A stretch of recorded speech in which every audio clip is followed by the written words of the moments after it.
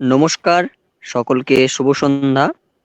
আজকে রাষ্ট্রবিজ্ঞান চর্চা কেন্দ্রের পক্ষ থেকে ফ্রি নেট সেট ক্লাস এবং এসএসসি মাদ্রাসা ক্লাসের একটি অনলাইন আলোচনার ব্যবস্থা করা হয়েছে। আজকে যিনি আলোচনা করবেন তিনি হচ্ছেন সায়ন্তন সাহা স্যার। আমি সায়ন্তন সাহা স্যারকে অনুরোধ করব যে আজকের আলোচনাটি এবং আজকের ক্লাসটি যেন শুরু করেন। আচ্ছা, প্রকাশকে ধন্যবাদ জানাই আর সকলকে গুড ইভিনিং। আমি এর আগে এই রাষ্ট্রবিজ্ঞান চর্চা কেন্দ্র প্ল্যাটফর্মে অনেকগুলি ক্লাস নিয়েছি, তবে সেই ক্লাসগুলো ছিল মূলত নেট এবং সেট ওরিয়েন্টেড। তো অনেকেই আমি দেখেছি যে তোমরা এই যে মাদ্রাসার যে এসএলএসটি বা মাদ্রাসা সার্ভিস কমিশনের পরীক্ষাটা তোমরা দিবে। তো আজকে আমি সেক্ষেত্রে একটা টপিক তোমাদের সাথে আলোচনা করার চেষ্টা করব। এই টপিকটা যেমন নেট সেটের ক্ষেত্রে কাজে যেমন লাগবেই, পলিটিক্যাল থিওরির ক্ষেত্রে বা পলিটিক্যাল থটের ক্ষেত্রে, ঠিক তারই সাথে সাথে এই টপিকটা কিন্তু আমি যখন দেখলাম যে এই মাদ্রাসা সার্ভিস কমিশনের সিলেবাস, সেই সিলেবাসে কিন্তু টপিকটি সরাসরিভাবে দেওয়া রয়েছে। মূলত আমি যেটা দেখলাম যে মাদ্রাসা সার্ভিস কমিশনের যে গ্রুপ নাম্বার এ, টোটাল 3টি গ্রুপ রয়েছে। গ্রুপ নাম্বার এর যে 5 নম্বর চ্যাপ্টারটি, 5 নম্বর চ্যাপ্টারটির নামকরণ দেওয়া হয়েছে রাষ্ট্রের প্রকৃতি, বা আমরা ইংরেজিতে যেটাকে বলতে পারি নেচার অফ দ্য স্টেট। তো এখানেই রাষ্ট্রের প্রকৃতি বা নেচার অফ দ্য স্টেটে 3টে তত্ত্ব দেওয়া হয়েছে দেখলাম। একটা গান্ধীজির তত্ত্ব, একটা মার্ক্সীয় তত্ত্ব, এবং আরেকটা দেওয়া হয়েছে আদর্শবাদ বা আইডিয়ালিজম। তো আমি আইডিয়ালিজমটা দিয়ে শুরু করব, তারপরে মার্কসিজম এবং গান্ধীয়ান যে থিওরি অফ স্টেট সেটা আলোচনা করার চেষ্টা করব।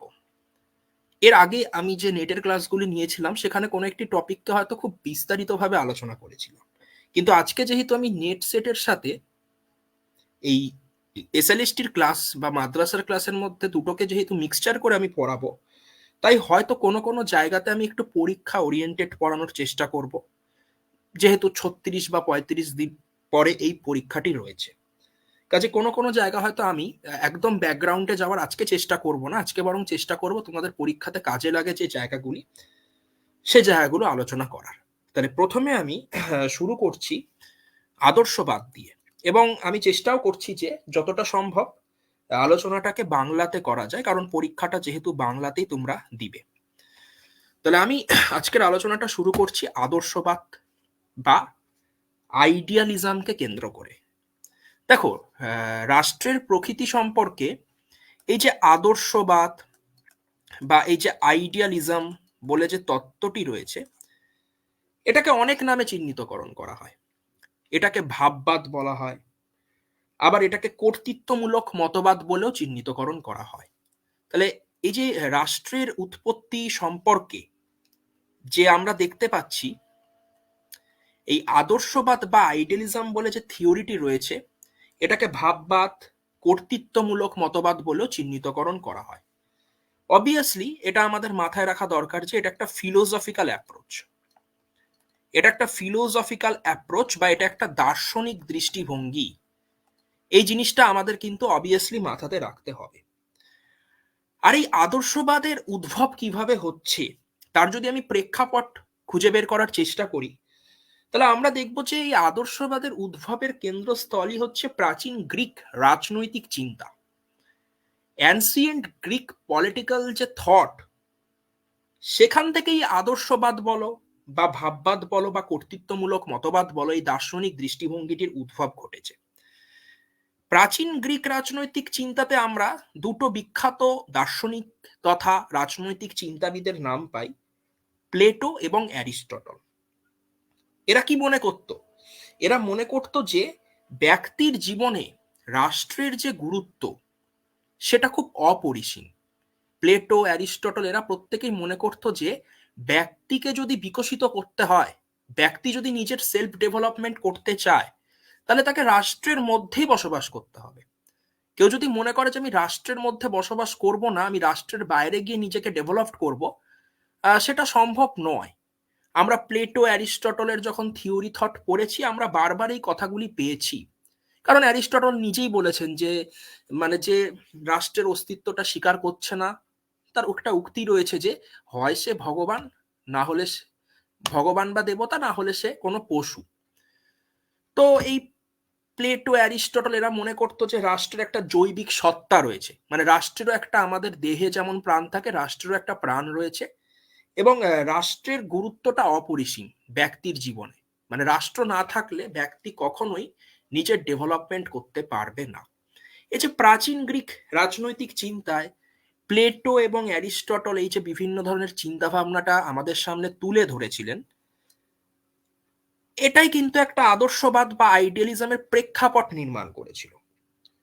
পরবর্তীকালে আমরা দেখতে পাচ্ছি যে একজন বিখ্যাত তাত্ত্বিক রুশো, যাকে আমরা সামাজিক চুক্তি মতবাদে খুব পরিচিত একটি নাম, এই রুশো কিন্তু বলার চেষ্টা করেছেন যে রাষ্ট্র একটা পবিত্র প্রতিষ্ঠান।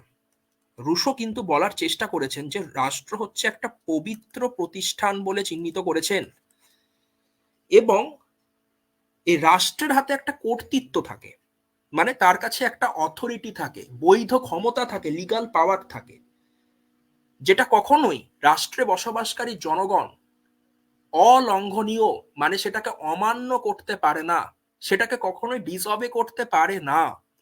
এই যে রুশো এরকম যে একটা কথা বলেছেন, রাষ্ট্র একটা পবিত্র প্রতিষ্ঠান, রাষ্ট্রের হাতে যে একটা অথরিটি বা লিগ্যাল পাওয়ার রয়েছে, আমরা সেটাকে কখনোই চ্যালেঞ্জ করতে পারি না।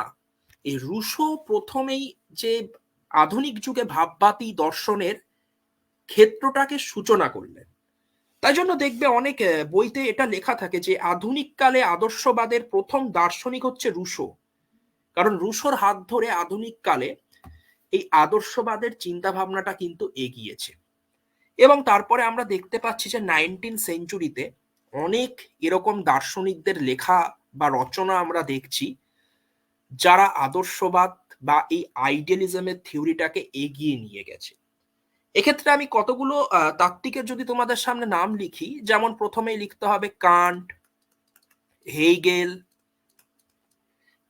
হেগেল, এছাড়া হচ্ছে তোমার ফিকটে, একজন বিখ্যাত জার্মান দার্শনিক ফিকটে। এই কান্ট, হেগেল, ফিকটে যারা 19 সেঞ্চুরিতে, এরা জার্মান দার্শনিক, এরা আদর্শবাদ বা ভাববাদ বা আইডিয়ালিজম এই চিন্তা ভাবনাটাকে কিন্তু তাদের লেখনির মাধ্যমে তুলে ধরেছে। এছাড়াও এই 19 সেঞ্চুরিতে আমরা আরো কতগুলো পলিটিক্যাল ফিলোসফারের নাম পাই, যেমন ধরো Green, Thomas Hill Green, Bradley, BRADLEY, Bradley. তারপরে হচ্ছে তোমার বোসাংকুয়েত, BOSANQUET, বোসাংকুয়েত। এরাও কিন্তু এই আদর্শবাদ বা আইডিয়ালিজমের সাথে যুক্ত। বাট এখানে মাথায় রাখবে যে প্রথমে যে তিনটি নাম আমি লিখলাম, কান্ট, হেগেল, ফিকটে, এরা হচ্ছে জার্মান দার্শনিক, আর এই গ্রিন, ব্র্যাডলে, বোসাংকুয়েত এরা হচ্ছে ইংলিশ দার্শনিক। এদেরকে অক্সফোর্ড আদর্শবাদী বলে চিহ্নিত করা হয়। এরা ইংল্যান্ডের দার্শনিক, এদেরকে অক্সফোর্ড আদর্শবাদী বলে কিন্তু চিহ্নিতকরণ করা হয়। এই যে এখনো পর্যন্ত আমি যে বিষয়টি বলার চেষ্টা করলাম, আমি তোমাদের কাছে যদি সংক্ষিপ্তভাবে আলোচনা করার চেষ্টা করি, আমরা আজকে রাষ্ট্রের প্রকৃতি সম্পর্কে আদর্শবাদ বা আইডিয়ালিজম পড়ার চেষ্টা করছি। এটাকে ভাববাদ, কর্তৃত্বমূলক মতবাদ বলেও চিহ্নিত করা হয়, আর অবশ্যই এটা একটা ফিলোসফিক্যাল অ্যাপ্রোচ। এর উৎসস্থল হচ্ছে প্রাচীন গ্রিক রাজনৈতিক চিন্তা, কারণ প্লেটো, অ্যারিস্টটল এরা মনেই করতেন যে রাষ্ট্রের গুরুত্ব ব্যক্তির জীবনে অপরিসীম। বাট আধুনিক যুগে রুশো প্রথম কোনো দার্শনিক বা তাত্ত্বিক যিনি আদর্শবাদ নিয়ে আলোচনা শুরু করেছেন। 19 সেঞ্চুরিতে জার্মানি এবং ইংল্যান্ডে আদর্শবাদের উপরে অনেকেই কাজ করেছেন, অনেকেই বিভিন্ন রচনা লিখেছেন। এক্ষেত্রে কান্ট, হেগেল, ফিকটে, গ্রিন, ব্র্যাডলে, বোসাংকুয়েত এদের নামগুলো কিন্তু আমরা বলতে পারি বিশেষভাবে গুরুত্বপূর্ণ, এদের নামগুলো খুব ইম্পর্টেন্ট। তো আমরা এবারে এই আদর্শবাদ রাষ্ট্র সম্পর্কে কি বলেছে সেটা আমরা দেখার চেষ্টা করব, কিন্তু সেটা দেখার আগে আমরা যদি একটু আবার প্রাচীন গ্রিক রাজনৈতিক চিন্তাতে ফিরে যাই, আমরা প্লেটো অলরেডি পড়েছি বিভিন্ন সময় বিভিন্ন জায়গাতে। আমরা দেখেছিলাম যে প্লেটো একটা আইডিয়ার কথা বলতেন, এবং প্লেটো এই আইডিয়ার উপর ভিত্তি করে একটা আইডিয়াল স্টেট বা একটা আদর্শ রাষ্ট্র নির্মাণের কথাও কিন্তু বলেছিলেন, যেটাকে গ্রিক ল্যাঙ্গুয়েজে আমরা কালিপলিস বলে চিহ্নিতকরণ করি। মানে প্লেটো কিন্তু আমরা দেখেছি তার আলোচনায় আইডিয়া বা আদর্শের প্রশ্নটা বারবার উঠে এসছে। তিনি একটা আইডিয়াল স্টেটের কথা বলেছিলেন, যে আইডিয়াল স্টেটটাকে আমরা গ্রিক ল্যাঙ্গুয়েজে কালিপলিস বলে চিহ্নিত করে থাকি। এবং প্লেটো তার যখন আইডিয়া সম্পর্কে আলোচনা করেছিলেন, সেটাকে আমরা যদি খুব সংক্ষেপে ছোট করে বোঝার চেষ্টা করি, কারণ এখানে যেহেতু আমরা প্লেটো পড়ছি না, আমরা ওভারঅল আইডিয়ালিজম থিওরিটা পড়ছি স্টেট সম্পর্কে। তো প্লেটো দেখেছিলাম বলেছিলেন যে আইডিয়ার সম্পর্কে আলোচনা করতে গিয়ে আমাদের এই পৃথিবীতে দুই ধরনের পৃথিবী বা দুই ধরনের ওয়ার্ল্ড হয়, একটাকে আমরা ভিজিবল ওয়ার্ল্ড বলতে পারি, আর একটাকে আমরা ইন্টেলিজেবল ওয়ার্ল্ড বলে চিহ্নিত করতে পারি। ভিজিবল ওয়ার্ল্ড যেটা যেটা আমরা আমাদের সেন্স অর্গ্যানগুলোকে দিয়ে সরাসরি প্রত্যক্ষ করতে পারি, অর্থাৎ আমি চোখ দিয়ে হয়তো আমার সামনে একটা ল্যাপটপ রয়েছে বা একটা ফোন রয়েছে, এটা আমি প্রত্যক্ষ করতে পাচ্ছি, এটা ভিজিবল ওয়ার্ল্ড। কিন্তু ইন্টেলিজেবল ওয়ার্ল্ড যেটা, এটা কিন্তু সরাসরি চোখ দিয়ে প্রত্যক্ষ করা যায় না, বা আমাদের সেন্স অর্গ্যানকে কাজে লাগিয়ে আমি ডাইরেক্ট সেটাকে অবজার্ভ করতে পারি না। ইন্টেলিজেবল ওয়ার্ল্ডটাকে জানতে গেলে আমাদের মধ্যে ফিলোসফি, নলেজ এগুলোর দরকার হয়, ফিলোসফি নলেজ এগুলোর দরকার হয়। আর এই ইন্টেলিজেবল ওয়ার্ল্ডটাই হচ্ছে প্রকৃত আইডিয়া। প্লেটোর ভাষায় তার একটা পুয়োর ফটোকপি, তার একটা খুব খারাপ জেরক্স কপি হচ্ছে ভিজিবল ওয়ার্ল্ড। এটাই মূলত প্লেটো তার আইডিয়া যে থিওরিতে বলার চেষ্টা করেছিলেন। সেখানে তিনি অ্যালিগেরি অফ দ্য কেপ যে উদাহরণটা আমাদের সামনে কিন্তু রিপ্রেজেন্ট করেছিলেন, সেটা আমরা দেখতে পাই। মানে এক কথায় যদি আমরা খুব সহজ সরল ভাষায় বলার চেষ্টা করি, প্লেটো বলেছেন যে আমি চোখ দিয়ে যে জিনিসগুলো দেখছি সেটা প্রকৃত জিনিস নয়, বরং এই দুনিয়ার বাইরেও আরেকটি দুনিয়া রয়েছে যেটা আমরা চোখ দিয়ে দেখতে পাই না, সেটাই হচ্ছে প্রকৃত আইডিয়া, সেটাই হচ্ছে প্রকৃত আইডিয়া বা প্রকৃত আদর্শ। তো প্লেটোর আলোচনাতে আমরা এরকম একটা আইডিয়ালিজমের উল্লেখ পেয়েছিলাম। কিন্তু এই যে 19 সেঞ্চুরিতে আমরা যে আইডিয়ালিজমের থিওরিটা দেখছি, তো এখানে আমরা এ প্রসঙ্গে একটু হেগেলের নাম নিতেই পারি। হেগেল খুব একজন গুরুত্বপূর্ণ জার্মান তাত্ত্বিক, এবং তার আইডিয়ালিজমের আমরা উল্লেখ পাই, আদর্শবাদ সম্পর্কে তার আমরা আলোচনার উল্লেখ পাই দ্য ফিলোসফি অফ রাইট, এই যে গ্রন্থটা রয়েছে হেগেলের the philosophy of the right, এই গ্রন্থে কিন্তু আমরা এই বিষয়টা সম্পর্কে আলোচনা পাই। এবং হেগেলও দেখবে তার যে আইডিয়ালিজম বা আইডিয়া এই সমস্ত আলোচনা করতে গিয়ে হেগেলও বলেছেন যে আমাদের চারিপাশে অসংখ্য আইডিয়া ছড়িয়ে ছিটিয়ে রয়েছে, এবং স্টেট হচ্ছে একটা পারফেক্ট আইডিয়া। হেগেল বলেইছিল যে স্টেট হচ্ছে একটা পারফেক্ট আইডিয়া, এবং এই পারফেক্ট আইডিয়াটা হঠাৎ করে তৈরি হয় না, একটা দীর্ঘ হিস্টোরিক্যাল বিবর্তনের মাধ্যমে, একটা ঐতিহাসিক বিবর্তনের মাধ্যমে স্টেট নামক এই পারফেক্ট আইডিয়াটা কিন্তু এসছে একটা ডায়ালেকটিক্স বা একটা দ্বন্দ্বের মধ্যে দিয়ে। তাহলে হেগেল যেটা বলার চেষ্টা করেছেন সেটা হচ্ছে যে আমরা দেখতে পাচ্ছি যে তিনিও কিন্তু আইডিয়ার কথাই বলেছেন আধুনিক যুগে। তিনি বলছেন আমাদের চারিপাশে যে জিনিসগুলো দেখছি এগুলো কিন্তু কোনো নর্মাল বস্তু নয়, এগুলো বরং হচ্ছে একটা আইডিয়া, এবং স্টেট একটা পারফেক্ট আইডিয়া। কিন্তু পারফেক্ট আইডিয়া হঠাৎ করে যে তৈরি হয় তা কিন্তু আমরা কখনোই বলতে পারি না।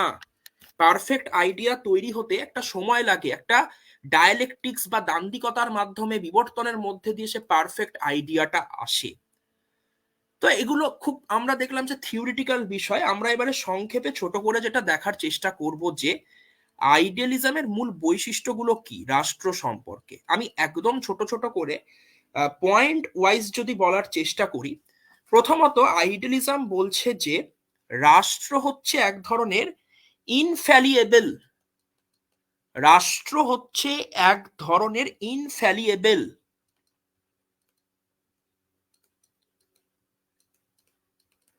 ইনফ্যালিয়েবল কথাটার অর্থ আমরা বলতে পারি যে অভ্রান্ত। অভ্রান্ত মানে রাষ্ট্র কোনো রকমের ভুল করতে পারে না, রাষ্ট্র কোনোদিনই কোনো রকম ভুল করতে পারে না। রাষ্ট্র হচ্ছে ইনফ্যালিয়েবল, রাষ্ট্র যেটা করছে সেটা সঠিক কাজই করছে, রাষ্ট্রের দ্বারা কোনো রকমের ভুল ভ্রান্তি হতে পারে না। সেকেন্ড বৈশিষ্ট্য যেটা বলতে পারি, এরা রাষ্ট্র সম্পর্কে আইডিয়ালিজম যেটা বলার চেষ্টা করে সেটা হচ্ছে যে রাষ্ট্র হচ্ছে একটা সর্বশক্তিমান প্রতিষ্ঠান। রাষ্ট্র হচ্ছে একটা সর্বশক্তিমান প্রতিষ্ঠান। যখন এই সর্বশক্তিমান প্রতিষ্ঠানের কথাটা চলে আসে আইডিয়ালিজমে, আমরা দেখি না হেগেল যেমন বলেছেন রাষ্ট্র হচ্ছে পৃথিবীতে ঈশ্বরের পদচারণা, embodiment of the god on earth. পৃথিবীতে ঈশ্বরের যে পদচারণা বা পদধূলি, সেটাই তো রাষ্ট্র। অর্থাৎ আইডিয়ালিজমের 2 নম্বর বৈশিষ্ট্য হচ্ছে রাষ্ট্রকে এখানে সর্বশক্তিমান বলে কিন্তু চিহ্নিতকরণ করা হয়। 3 নম্বর বৈশিষ্ট্য আমরা বলতে পারি যে রাষ্ট্রের প্রতি আমরা একটা আনুগত্য দেখাবো, একটা অব্লিগেশন জানাবো। এই আনুগত্য দেখানোটা আমাদের একটা নৈতিক কর্তব্য। রাষ্ট্রের প্রতি আনুগত্য দেখানো আমাদের একটা নৈতিক কর্তব্য। কারণটা কি? কারণ রাষ্ট্রের মধ্যে থাকলে আমরা প্রকৃত স্বাধীনতা পেতে পারি। রাষ্ট্রের মধ্যে থেকেই আমরা কিন্তু প্রকৃত যে স্বাধীনতা, সে প্রকৃত স্বাধীনতাটা কিন্তু আমরা পেতে পারি। রাষ্ট্রের মধ্যে বসবাস করলেই আমরা একমাত্র প্রকৃত যে স্বাধীনতা সেটা কিন্তু অর্জন করব বা পাবো। এবং 4 নম্বর ক্যারেক্টারিস্টিক বা ফিচার্স আমরা যেটা বলতে পারি, আইডিয়ালিজমে বলা হচ্ছে রাষ্ট্র নিজেই নিজের লক্ষ্য। এটা খুব গুরুত্বপূর্ণ যে রাষ্ট্র নিজেই নিজের লক্ষ্য। অর্থাৎ রাষ্ট্রের একটা নিজস্ব ইচ্ছা রয়েছে। আমাদের ব্যক্তিদের যেমন প্রত্যেকের একটা নির্দিষ্ট উইল বা ইচ্ছা বা একটা ডিজায়ার থাকে, রাষ্ট্রেরও নিজস্ব কোনো ইচ্ছা রয়েছে এবং রাষ্ট্রের ইচ্ছাটা শ্রেষ্ঠ। রাষ্ট্রের ইচ্ছাটাই হচ্ছে শ্রেষ্ঠ। ব্যক্তির ইচ্ছা এবং রাষ্ট্রের ইচ্ছা আলাদা হতেই পারে, আমার ইচ্ছা ইন্ডিভিজুয়াল এবং স্টেটের ইচ্ছা আলাদা হতেই পারে, কিন্তু কোনটা বেস্ট? অবভিয়াসলি রাষ্ট্রের যে উইল বা রাষ্ট্রের যে ইচ্ছা সেটাই শ্রেষ্ঠ হবে। তাই ব্যক্তির ইচ্ছার সাথে রাষ্ট্রের ইচ্ছার মধ্যে কোনো বিরোধ থাকতে পারে না। সবসময় আমরা যদি রাষ্ট্রের ইচ্ছাটাকে মেনে নিই তাহলে আমাদেরই কিন্তু ভালো হবে। তাহলে আইডিয়ালিজমের বৈশিষ্ট্যগুলোকে আমরা যদি সংক্ষিপ্তভাবে বলার চেষ্টা করি, 1 নম্বর বলতে পারি রাষ্ট্র হচ্ছে ইনফ্যালিয়েবল, অভ্রান্ত। ইনফ্যালিয়েবল কথাটা আমরা ইমানুয়েল কান্টে পাই, মানে রাষ্ট্র কখনোই ভুল করতে পারে না, রাষ্ট্র যেটি করছে সেটা একদম ঠিক কাজ করছে। রাষ্ট্র হচ্ছে একটা চূড়ান্ত শক্তিমান প্রতিষ্ঠান। অর্থাৎ এখানে একটা রাষ্ট্রকে ঐশ্বরিক ক্ষমতার সাথে তুলনা করা হচ্ছে, যেমন হেগেল করেছেন। রাষ্ট্রের প্রতি আমরা আনুগত্য জানাবো, এটা আমাদের নৈতিক কর্তব্যের মধ্যে পড়ে। কারণ রাষ্ট্রে বসবাস করলে আমরা স্বাধীনতা পাবো, রাষ্ট্রে বসবাস করলে আমরা আমাদের যে ডেভেলপমেন্ট সেটা করতে পারবো। এবং রাষ্ট্র নিজেই নিজের লক্ষ্য। রাষ্ট্রের ইচ্ছা একটা রয়েছে, ব্যক্তির একটা আলাদা ইচ্ছা রয়েছে, কিন্তু সবসময় রাষ্ট্রের ইচ্ছাটাই প্রাধান্য পাবে। অর্থাৎ আমরা কখনোই কিন্তু এটা করতে পারি না যে আমরা রাষ্ট্রের বিরোধিতা করব, এটা করা উচিত নয়। এরকম আইডিয়ালিজম একটা থিওরি কিন্তু স্টেট সম্পর্কে আমাদের সামনে তুলে ধরেছিল। বাট এখানে একটা বিষয় মাথায় রাখা দরকার যে আমরা দেখলাম যে একজন অক্সফোর্ড দার্শনিক ছিলেন, ইংল্যান্ডের দার্শনিক ছিলেন টমাস হিল গ্রিন, যাকে আমরা সংক্ষেপে টিএইচ গ্রিন বলে চিহ্নিতকরণ করি। তিনি কিন্তু এরকম যে আদর্শবাদী তত্ত্ব, মূলত এই আদর্শবাদী তত্ত্বটা হচ্ছে জার্মান দার্শনিক হেগেল, ইমানুয়েল কান্ট এদের, সেটা থেকে একটু নিজেকে দূরে রেখেছিলেন। টিএইচ গ্রিন বরং কি করেছে না, আদর্শবাদের এই চিন্তা ভাবনাগুলোকে একটু সংশোধন করেছেন। মূলত আমরা আদর্শবাদ সম্পর্কে উপরের যে বৈশিষ্ট্যগুলি পড়লাম এগুলো জার্মান দার্শনিকদের, কিন্তু ইংল্যান্ডের দার্শনিক টিএইচ গ্রিন বরং কি করেছেন না, তিনি কিন্তু তার আদর্শবাদে কিছু মডিফিকেশন, কিছু চেঞ্জেস এনেছেন। চেঞ্জেসগুলো কি? যেমন গ্রিন বলছেন যে আমরা গ্রিনের নাম বিভিন্ন জায়গায় পড়ি, যেমন আমরা গ্রিনের নাম পড়ি হচ্ছে মডার্ন লিবারালিজমে। কারণ গ্রিন কিন্তু যেমন কি করেছিলেন না, ক্লাসিক্যাল লিবারালিজম বা ধ্রুপদী উদারনীতিবাদকে একটা নতুন রূপ দিয়ে একটা আধুনিক উদারনীতিবাদ কি করেছিলেন আমাদের সামনে হাজির করেছিলেন। যেখানে গ্রিন বলেছিলেন যে রাষ্ট্রের একটা কল্যাণকর ভূমিকা রয়েছে, রাষ্ট্রকে সবসময় একটা সক্রিয় ভূমিকা পালন করতে হবে। ঠিক তেমনি গ্রিন গতানুগতিক এই আদর্শবাদ বা ভাববাদে কিছু সংশোধন করলেন। যেমন গ্রিন বললেন যে রাষ্ট্র নিজেই নিজের লক্ষ্য হতে পারে না, রাষ্ট্র নিজেই নিজের লক্ষ্য হতে পারে না, বরং রাষ্ট্রের ভিত্তি হচ্ছে জনগণ, জনগণের সম্মতির উপর দাঁড়িয়ে রাষ্ট্র টিকে থাকে, জনগণের সম্মতির উপর দাঁড়িয়ে কনসেন্টের উপর বেস করে রাষ্ট্র টিকে থাকে। যেমন আগে আমরা যে আইডিয়ালিজমের বৈশিষ্ট্যগুলো দেখলাম, সেখানে দেখছি কি রাষ্ট্রকে একটা চূড়ান্ত সর্বশক্তিমান বলে পরিগণিত করার প্রচেষ্টা করা হচ্ছে, কিন্তু সেখানে বরং আমরা দেখতে পাচ্ছি গ্রিনের আলোচনাতে যেটা হচ্ছে কি, গ্রিন বলছে যে না, রাষ্ট্র নিজেই নিজের লক্ষ্য হতে পারে না, রাষ্ট্রকে জনগণের কথা মাথায় রাখতে হবে, কারণ জনগণের সম্মতি, পিপল কনসেন্টের উপর বেশ করে এই আধারটার উপর দাঁড়িয়ে রাষ্ট্র কিন্তু টিকে রয়েছে। মানে ব্যক্তি যে পুরোপুরি রাষ্ট্রের অধীনে এটা তিনি স্বীকার করেননি, বরং জনগণের সম্মতির উপর বেশ করে রাষ্ট্র দাঁড়িয়ে থাকে। এবং রাষ্ট্র কি করে না, রাষ্ট্র মানুষের নৈতিক জীবন উন্নয়নের একটা হাতিয়ার। তাই অনেক সময় রাষ্ট্রের এগেনস্টে আমরা অবশ্যই আন্দোলন করতে পারি। গ্রিন কিন্তু যে রাষ্ট্রের বিরুদ্ধে আন্দোলন করা যাবেই না, একদম যাবে না, সেটার কথা বলছে না, কারণ জনসম্মতি হচ্ছে রাষ্ট্রের ভিত্তি। রাষ্ট্র নিজেই নিজের লক্ষ্য হতে পারে না, বরং রাষ্ট্র হচ্ছে আমাদের নৈতিক জীবনকে উন্নত করার একটা টুল, একটা হাতিয়ার বিশেষ। তাই আমরা বলতে পারি যে কখনো কখনো প্রয়োজনে শর্ত সাপেক্ষে রাষ্ট্রের এগেনস্টে আমরা একটা স্টেপ, একটা রেভলিউশন কিন্তু আনতেই পারি। তা এই যে এই বিষয়গুলো আমরা যে পড়লাম, আমি খুব সংক্ষিপ্ত এবং ছোটভাবে তোমাদেরকে যদি আমরা দেখার চেষ্টা করি, আমি উইদাউট যে বোর্ড ওয়ার্কটাকে বাদ দিয়ে একটু বলছি, তোমরা আগে শোনার চেষ্টা করো। সেটা হচ্ছে যে আমরা পড়ছি এসএসসি, এসএলএসটি, মাদ্রাসা, নেট সেট সবগুলোকে কম্বাইন করে। তো আজকের আলোচনার প্রথম বিষয়টা ছিল হচ্ছে যে রাষ্ট্রের আলোচনায় আদর্শবাদ বা আইডিয়ালিজম।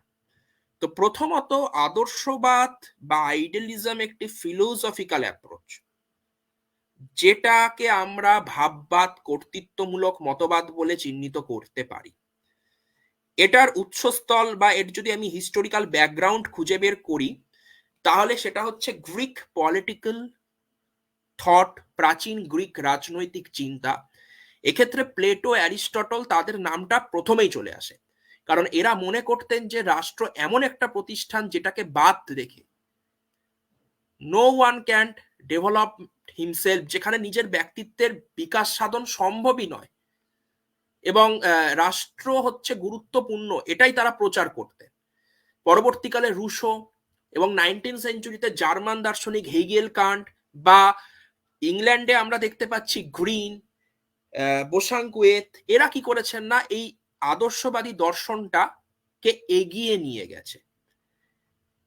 আদর্শবাদের আলোচনার আমরা যদি দেখি, প্রথমে প্লেটোর যে আইডিয়ার ধারণা, এটা তো একটা খুব গুরুত্বপূর্ণ বিষয়, কিন্তু আধুনিক সময় আদর্শবাদের আলোচনায় এই ইমানুয়েল কান্ট, হেগেল, এরা খুব গুরুত্বপূর্ণ। কারণ হেগেল বলতেন যে আমাদের আশেপাশে যা কিছু রয়েছে সেগুলো এক একটা আইডিয়া, এবং স্টেট একটা অ্যাবসলিউট আইডিয়া, আর অ্যাবসলিউট আইডিয়া একটা ডায়ালেকটিক্সের মধ্যে দিয়ে, একটা বিবর্তনের মধ্যে দিয়ে কিন্তু আসে।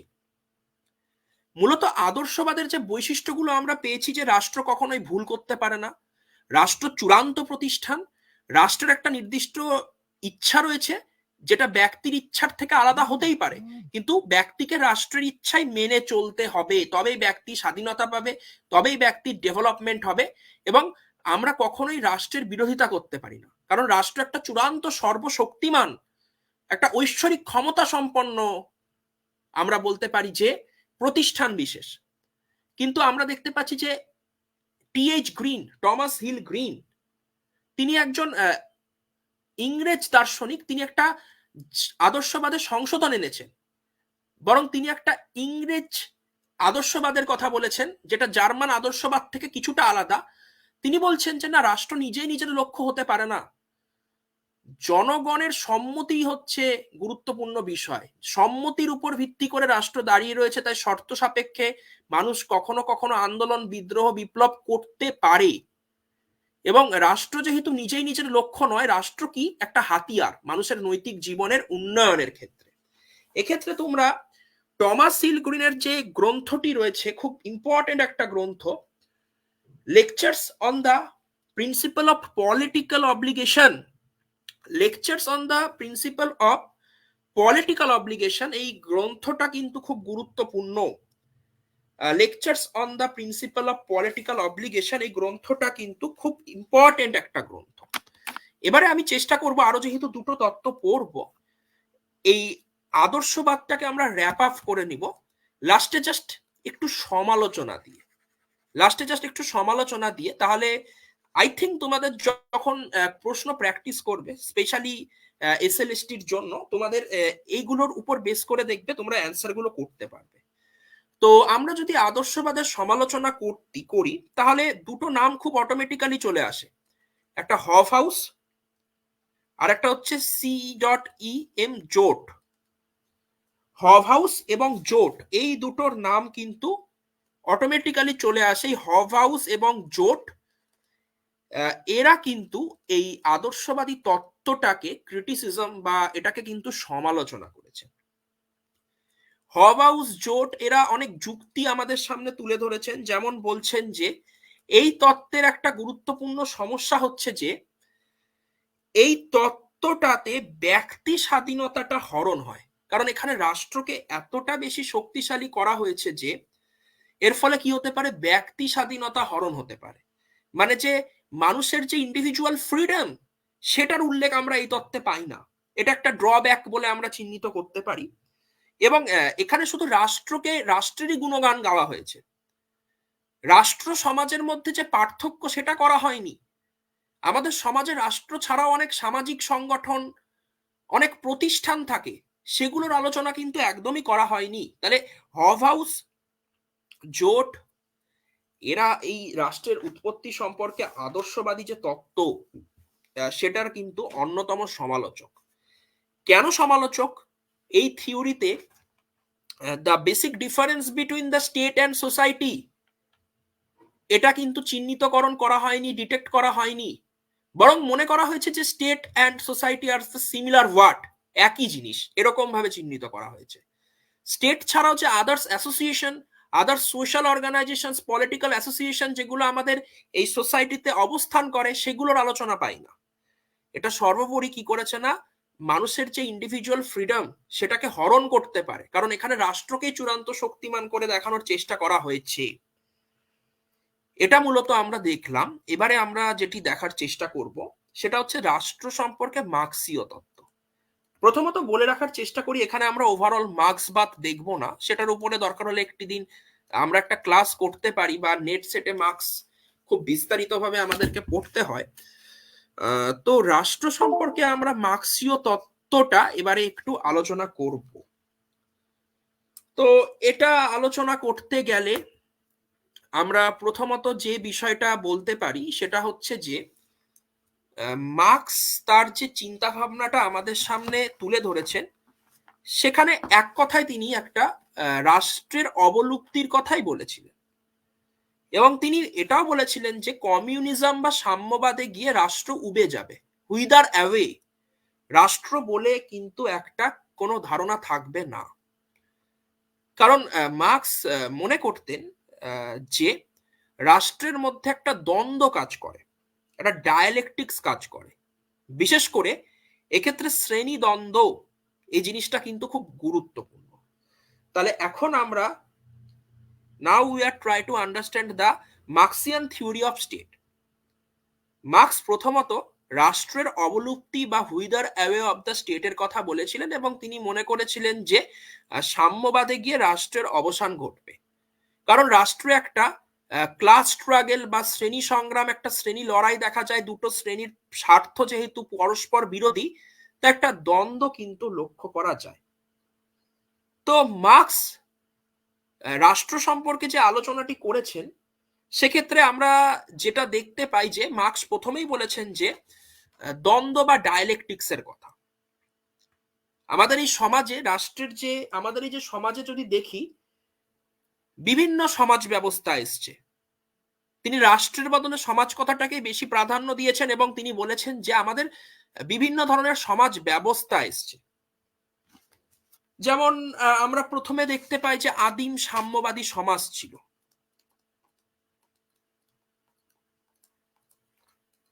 যেটাকে আমরা মূলত প্রিমিটিভ সোসাইটি বলে চিহ্নিত করি। আদিম সাম্যবাদী সমাজ বা প্রিমিটিভ সোসাইটি বলে চিহ্নিতকরণ করি। এই আদিম সাম্যবাদী সমাজে কিন্তু কোন রকম রাষ্ট্রেরও ধারণা ছিল না, আবার শ্রেণীরও কিন্তু কোন রকমের ধারণা ছিল না। কিন্তু আস্তে আস্তে সম্পত্তির উদ্ভব ঘটছে, সম্পত্তিকে কেন্দ্র করে মানুষের মধ্যে লড়াই তৈরি হচ্ছে এবং একটা শ্রেণীর ধারণা আসছে। যখনই শ্রেণীর ধারণা আসছে তখনই স্বাভাবিকভাবে কিন্তু এই আদিম সাম্যবাদী সমাজটা কিন্তু ভেঙে যাচ্ছে এবং পরবর্তীকালে আমরা দেখতে পাচ্ছি যে যে সমাজ ব্যবস্থাটা আছে যেটাকে আমরা বলতে পারি স্লেভ সোসাইটি বা দাস সমাজ ব্যবস্থা। দেখো, এই এতটুক কথা মাথায় রাখার চেষ্টা করো এই চ্যাপ্টারটিতে যে মার্কস রাষ্ট্রের অবলুপ্তিকরণের কথা বলেছেন। কমিউনিজমে রাষ্ট্র অবলুপ্ত হবে, কারণ রাষ্ট্রে একটা শ্রেণী দ্বন্দ্ব লক্ষ্য করা যায়। দুটো শ্রেণীর মধ্যে সবসময় স্বার্থকে কেন্দ্র করে, যেহেতু স্বার্থ আলাদা, লড়াই লক্ষ্য করা যায়। মার্কসের রাষ্ট্রতত্ত্ব বোঝার ক্ষেত্রে আমরা যদি দেখি, তিনি সমাজ কথাটি ব্যবহার বেশি করেছেন এবং প্রথমে যে সমাজটি ছিল প্রিমিটিভ সোসাইটি বা আদিম সাম্যবাদী সমাজ, সেখানে কিন্তু রাষ্ট্র বা শ্রেণীর ধারণা আসেনি, পরে আসছে। যখনই শ্রেণীর ধারণা এলো তখনই আদিম সাম্যবাদী সমাজটা ভেঙে গেল এবং দাস সমাজ ব্যবস্থা এলো। এবং এই দাস সমাজ ব্যবস্থাতে আমরা দেখতে পাচ্ছি দুটো শ্রেণী থাকলো, একটা দাস মালিক আর একটা কৃত দাস। একদিকে থাকলো দাস মালিক, আরেক দিকে থাকলো হচ্ছে কৃত দাস। এবারে দুজনের স্বার্থ তো আলাদা, যেহেতু দুজনের স্বার্থ আলাদা একে, এবং ফলে কি হচ্ছে না, মালিকরা কৃতদাসকে শোষণ করছে। তাই এই সমাজ ব্যবস্থাতে আমরা দেখতে পাচ্ছি যে দ্বন্দ্বের জন্ম হচ্ছে এবং সমাজে পরিবর্তন ঘটছে। যেখান থেকে দাস সমাজ ব্যবস্থা ভেঙে গিয়ে আমরা দেখতে পাচ্ছি যে সামন্ততন্ত্র বা ফিউডালিজম আসছে।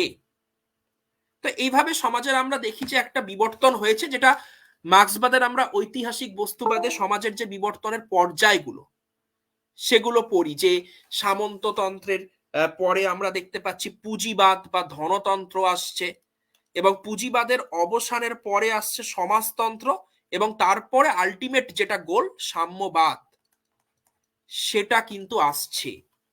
এবং এই সাম্যবাদে গিয়ে কিন্তু মার্ক্স বলছে যে কোনো ক্লাস থাকে না, যেহেতু কোনো শ্রেণীর ধারণা থাকে না, তাই জন্য ন্যাচারালি কি হয়ে যায় না, তাই জন্য ন্যাচারালি কিন্তু রাষ্ট্রের প্রয়োজনীয়তা থাকে না, রাষ্ট্র কিন্তু উবে যায়, রাষ্ট্র কিন্তু উড়ে যায়।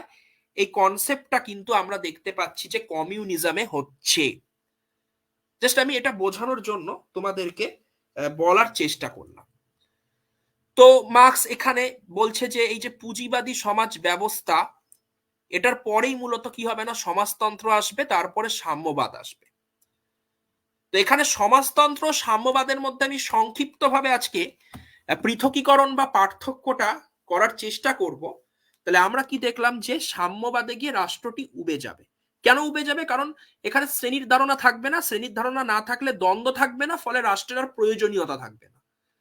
আবার দেখো, আদিম সাম্যবাদী সমাজে শেষের দিকে যখন শ্রেণীর উদ্ভব ঘটছে তখন কিন্তু সমাজ ব্যবস্থাটা ভেঙে যাচ্ছে।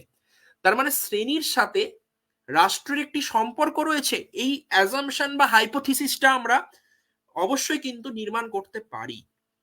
তবে এখানে একটা পার্থক্য বলে রাখা দরকার, এটা তোমাদেরকে অবশ্যই পরীক্ষার পার্সপেক্টিভে খুব গুরুত্বপূর্ণ। সেটা হচ্ছে যে তোমরা অনেক সময় এই জায়গাটিতে কনফিউজ হয়ে যাও যে সমাজতন্ত্র এবং সাম্যবাদ এটা প্রসঙ্গে মার্ক্সের যে ওপিনিয়ন, সেটা যদি আমরা দেখি একটা পৃথকীকরণ বা পার্থক্য করব। দেখো, সমাজতন্ত্রটাকে আমরা মূলত ইংরেজিতে সোশ্যালিজম বলবো, আর সাম্যবাদ যেটা রয়েছে এটাকে আমরা ইংরেজিতে মূলত কমিউনিজম বলে চিহ্নিত করব। প্রথমত, সমাজতন্ত্র হচ্ছে, দেখো, ক্যাপিটালিজম যেখানে আমরা এখন বসবাস করছি, বা পুঁজিবাদ, এবং কমিউনিজম বা সাম্যবাদের মাঝখানের একটা ইন্টারমিডিয়েট স্তর। মার্ক্সের মতে সমাজতন্ত্রে কি হয়, সমাজতন্ত্রে কিন্তু রাষ্ট্রের ধারণা থাকে, শ্রেণীর ধারণাটা থাকে, কিন্তু সাম্যবাদে গিয়ে কি হয় না, সমাজে রাষ্ট্রের ধারণা থাকে না, শ্রেণীর ধারণাও থাকে না। তাহলে সমাজতন্ত্র হচ্ছে একটা সিঁড়ি সাম্যবাদে যাওয়ার। এই সমাজতন্ত্রে কি হয় না, ডিকটেটরশিপ অফ দ্য প্রোলেতারিয়েট, সর্বহারা শ্রেণীর একনায়কত্ব প্রতিষ্ঠিত হয়। মানে পুঁজিবাদী ব্যবস্থাতে কি হয়েছিল, সর্বহারা শ্রেণী শাসক শ্রেণী কর্তৃক শোষিত হয়েছিল, শাসক শ্রেণী কর্তৃক শোষিত হয়েছিল। কিন্তু সমাজতন্ত্রে কি হবে না, ওই শোষিত শ্রেণী কি করছে, রাষ্ট্রীয় ক্ষমতাটা দখল করছে, দিয়ে আস্তে আস্তে সমাজে বৈষম্যগুলো কমতে শুরু করছে, ফলে সমাজতন্ত্র থেকে সাম্যবাদের জন্ম হচ্ছে। তাহলে সমাজতন্ত্র একটা মধ্যবর্তীকালীন সমাজ বলতে পারি, পুঁজিবাদ এবং সাম্যবাদের মাঝখানে একটা মধ্যবর্তীকালীন সমাজ বলে চিহ্নিত করতে পারি হচ্ছে এই সমাজতন্ত্র বা সোশ্যালিজমটাকে, যেটা ক্যাপিটালিজম আর কমিউনিজমের মাঝখানের একটা ইন্টারমিডিয়েট স্টেজ। এখানে যারা পুঁজিবাদে শোষিত হয়েছিল, প্রলেতারিয়েত সর্বহারা, তারা এখন কি করছে না, রুল করছে। আস্তে আস্তে সমাজে আমরা যেটা দেখতে পাচ্ছি, বৈষম্যটা কমছে, দিয়ে সাম্যবাদ আসছে। বাট এক্ষেত্রে তোমাদেরকে আরেকটা কথা বলে রাখি, এটা তোমরা বোঝার জন্য ব্যবহার করতে পারো, বা মানেটাও বলে রাখছি। কমিউনিজমে দেখবে একটা কথা ব্যবহার করা হয়, কমিউনিজমের অর্থই কি, আমি লিখছি ইংরেজিতেই, from each according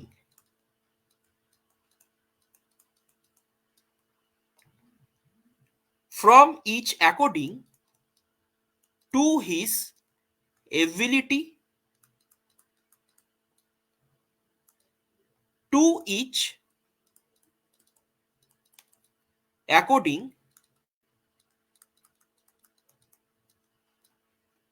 to his need,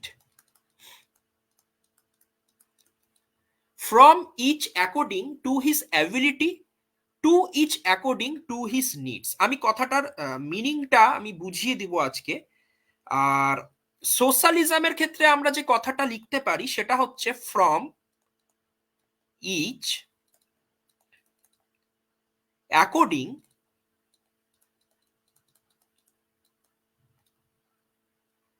two his ability,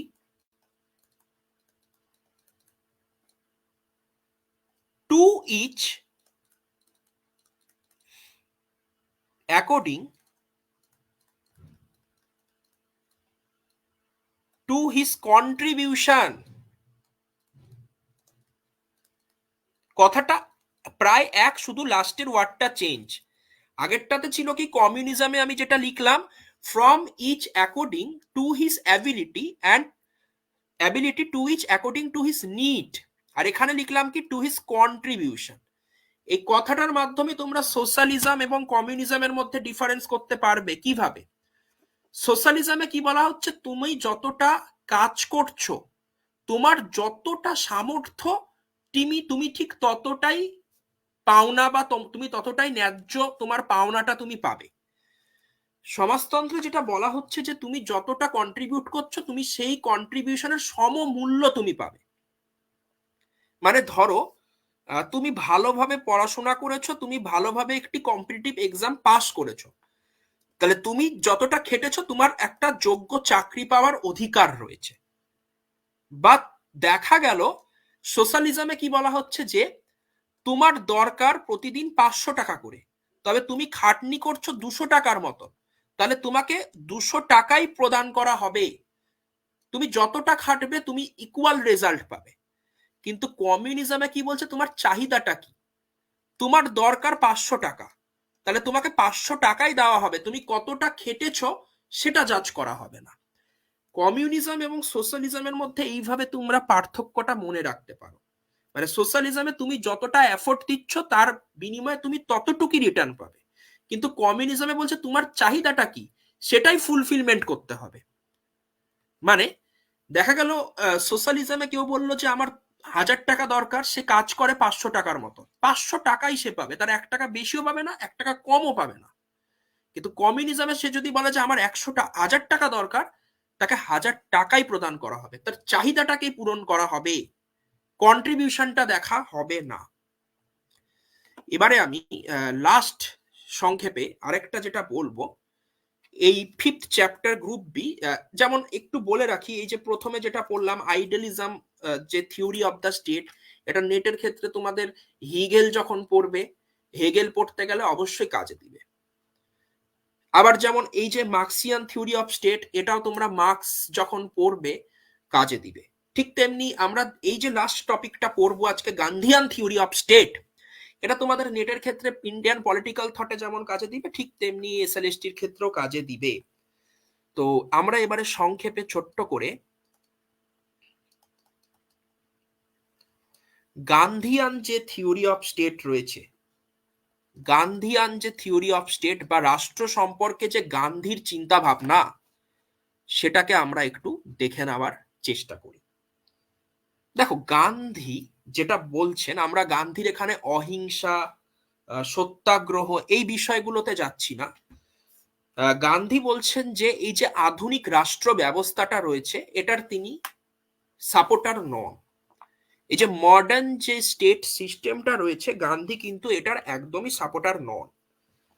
তিনি এই আধুনিক রাষ্ট্র ব্যবস্থাকে সমালোচনা করেছেন, কারণ তিনি বলেছেন আধুনিক রাষ্ট্র ব্যবস্থার বেসটা কি, ভিত্তিটাই হচ্ছে হিংসা আর বল প্রয়োগ।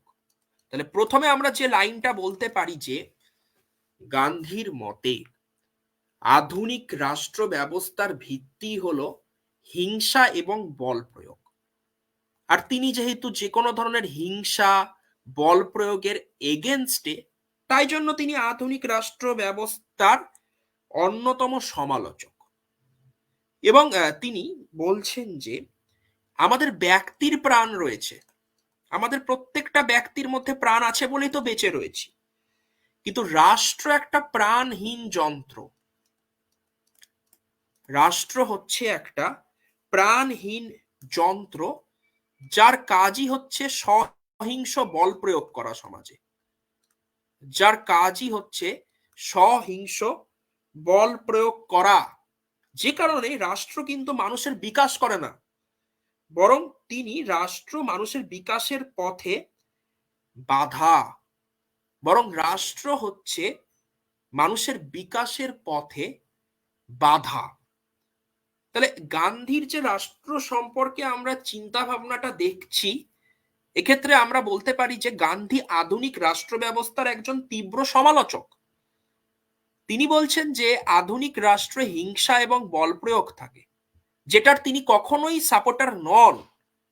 একটা ব্যক্তির মধ্যে প্রাণ থাকতে পারে, কিন্তু রাষ্ট্রের মধ্যে কোনো প্রাণ নেই, মায়া নেই, মমতা নেই, তার কাজই হচ্ছে সহিংস বল প্রয়োগ। তাই রাষ্ট্র কখনোই মানুষের ব্যক্তির ডেভেলপমেন্ট করে না, বরং ব্যক্তির ডেভেলপমেন্টের ক্ষেত্রে one kind of barrier, one kind of obstacle create করে। এবং এই কারণে তিনি এই যে আধুনিক রাষ্ট্র ব্যবস্থা, এটার তিনি কিন্তু সাপোর্টার নন। তাই জন্য আমরা দেখি যে অনেক জায়গায়, তাই জন্য আমরা পড়ি যে তিনি একটা রাষ্ট্রহীন সমাজের কথা বলছেন। এক্ষেত্রে তিনি এই যে রাষ্ট্রকে বাদ দেওয়ার কথা বলছেন, এক্ষেত্রে আমরা বলতে পারি যে তিনি ডেভিড থরো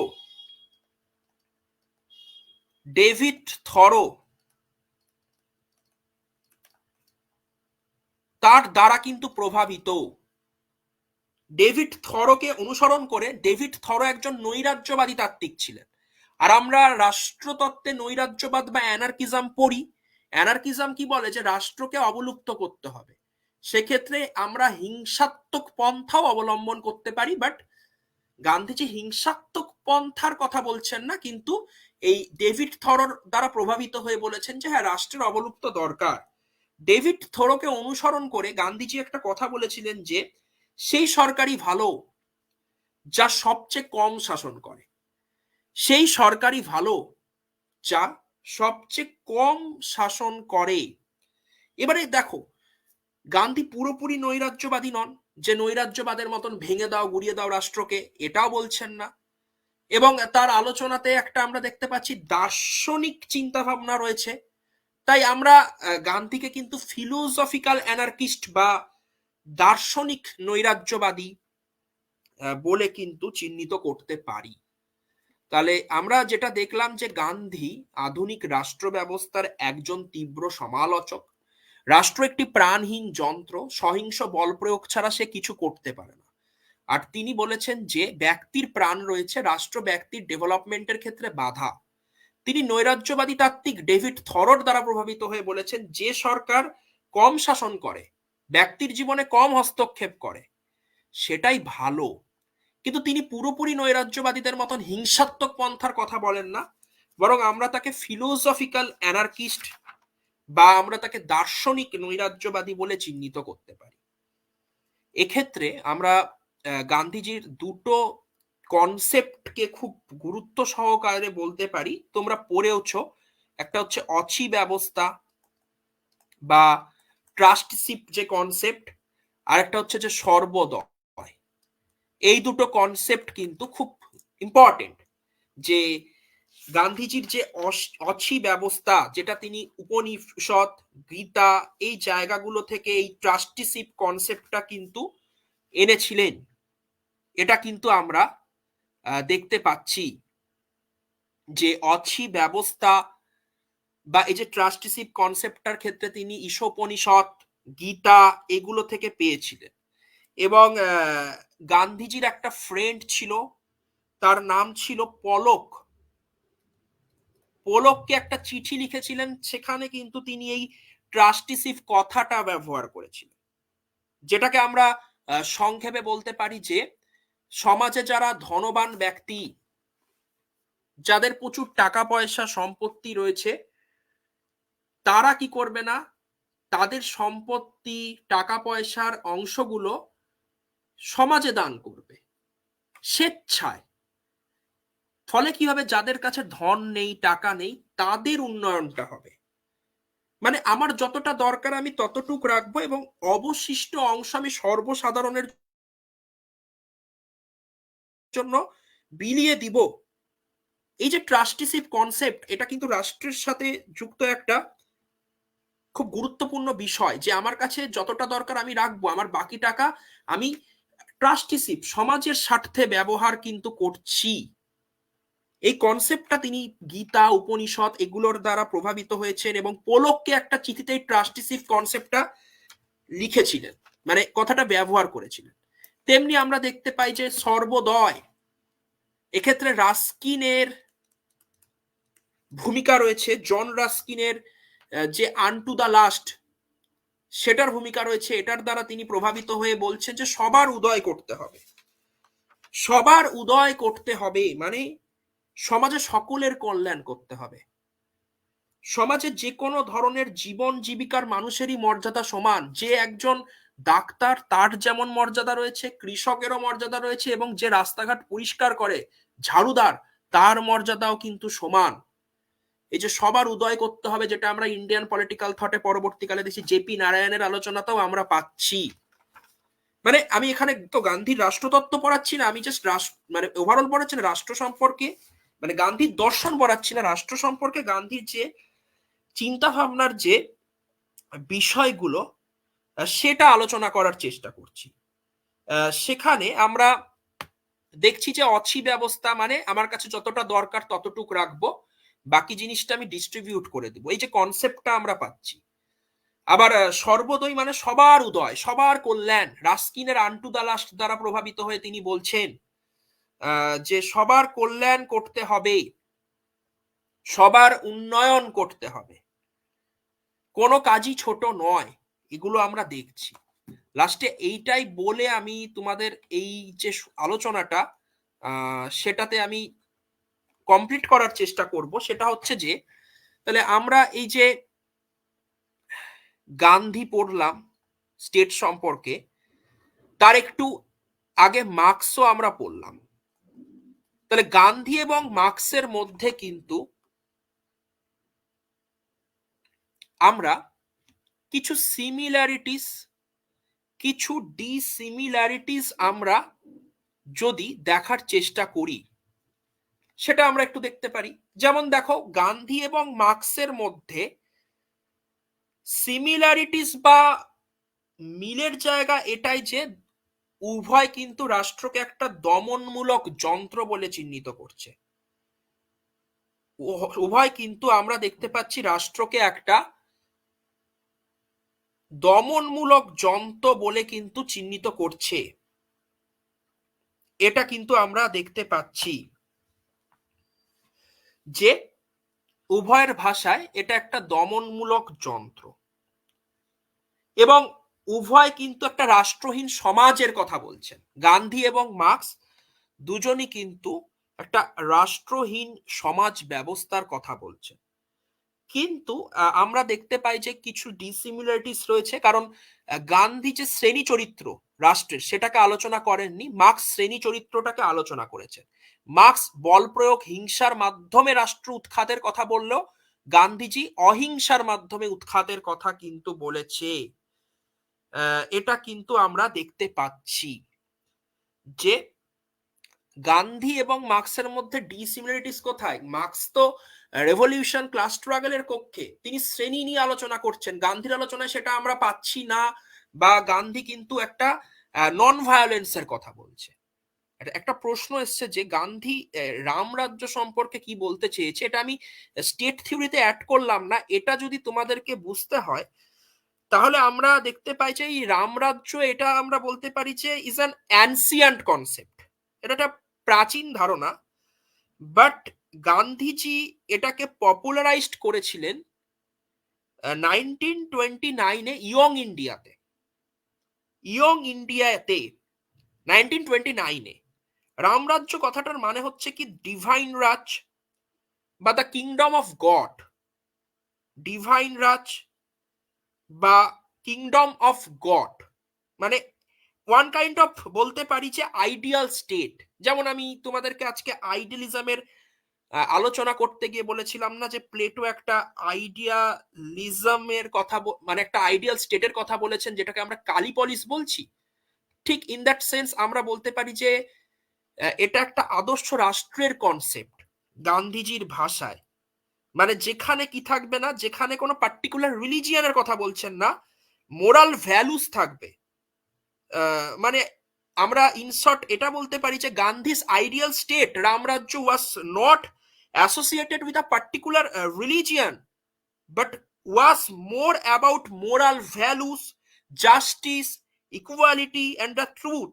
যেখানে এই যে এমন একটা আইডিয়াল স্টেট যেখানে এই যে বললাম না যে সর্বোদয়ের কনসেপ্টটা থাকবে, যেখানে আপলিটমেন্ট অফ অল, যেখানে এই ট্রাস্টিশিপের কনসেপ্টটা থাকবে, এই জিনিসগুলো কিন্তু থাকবে। আমি মূলত এতটুকুই আলোচনা করলাম। তোমাদের কোনো জায়গা বুঝতে অসুবিধা হলে আমাকে জিজ্ঞেস করতেই পারো, বা পরেও তোমরা জিজ্ঞেস করতে পারো, কোনো ব্যাপার নয়। আই থিঙ্ক তোমরা এই জিনিসগুলো নোট ডাউন করেছো, বা এটাও জানাতে পারো যে তোমাদের এই ক্লাসটি কেমন লাগলো, যেমন দেখলাম সমীরণ এবং ফুলচাঁদ জানিয়েছো।